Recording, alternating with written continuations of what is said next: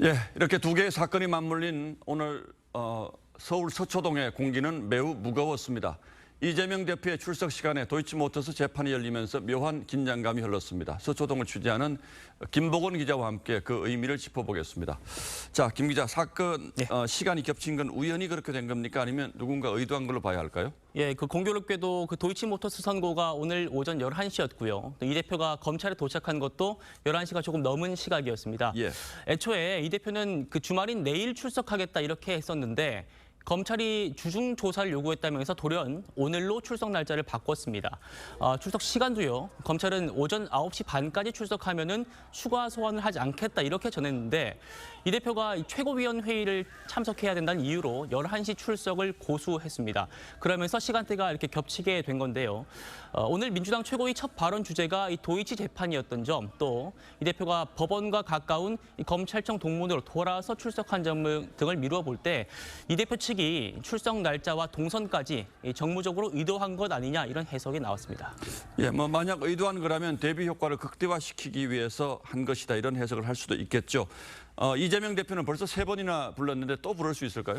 예, 이전 대표가 점심시간 가까이 돼가지고 출석을 했기 때문에 검찰이 조사할 시간이 빠듯할 수밖에 없습니다. 하지만 오늘 조사를 다 못한다고 해도 이 대표를 다시 소환하기는 쉽지 않을 거다 이런 분위기입니다. 예. 이 때문에 지금까지 조사한 걸로 대장동 의혹과 또 성남FC 후원금 의혹 이 두 사건을 병합해가지고 우선 구속영장을 청구하는 방안이 유력하게 거론되고요. 변수는 김성태 전 쌍방울 회장의 진술로 급진전되고 있는 이 쌍방울 수사입니다. 일단 그런데 이 건도 이 대표까지 수사가 진행되려면 좀 시간이 걸리기 때문에 대장동과 성남FC 사건만으로 국회 체포동의안 표결을 거친 다음에 기소할 걸로 보입니다.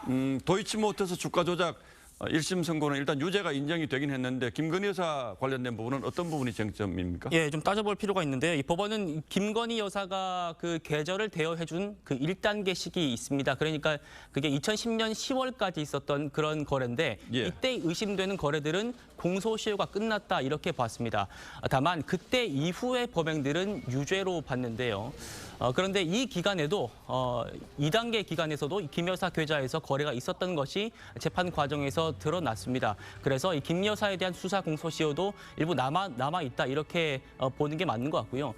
다만 이 주범인 권오수 회장이 집행유예형을 받았고 또 김 여사처럼 계좌를 빌려주고 자금을 댔던 A 씨도 무죄 판결을 받았습니다. 그래서 수사가 이루어지더라도 어떻게 더 진행될지는 좀 지켜봐야 될 것 같습니다. 예, 좀 애매하게 판결이 났군요. 여야 반응도 그렇다면 당연히 달랐을 테고요. 그렇습니다. 같은 판결을 두고 여야는 전혀 다른 그런 논평을 냈는데요. 직접 들어보시겠습니다. 예.